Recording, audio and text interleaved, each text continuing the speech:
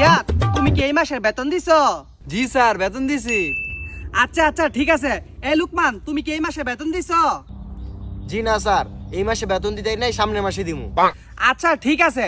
আচ্ছা রিয়াদ, তুমি বলো তো 3 আর 3 যোগ করলে কত হয়? স্যার 3 আর 3 যোগ করলে 6 হয়। Very good Riyad. আচ্ছা লুকমান, তুমি বলো তো এক ট্রাকে যদি 1 ট্রাক ইট লয় তাহলে এর ওজন কত হইব?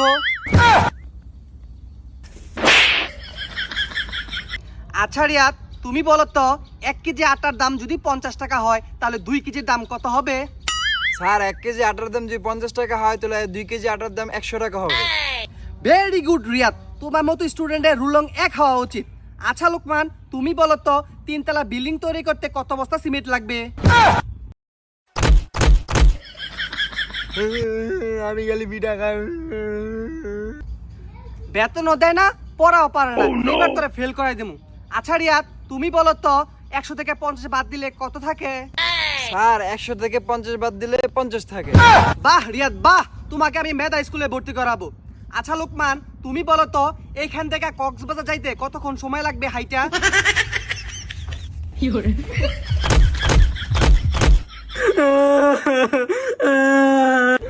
আচ্ছা রিয়াদ, তুমি এই কঠিন কোশ্চেন কিভাবে উত্তর দাও? স্যার এগুলো আমার 40 বছর অভিজ্ঞতা। বাহ রিয়াদ বাহ। আচ্ছা লুকমান, তুমি বলো তো সাকিব খানের নানির নাম কি? স্যার এটা আমি পারতাম না। স্যার, আমি কালকে বেতন মার মারেন না। ঠিক আছে লুকমান, মনে থাকে যেন।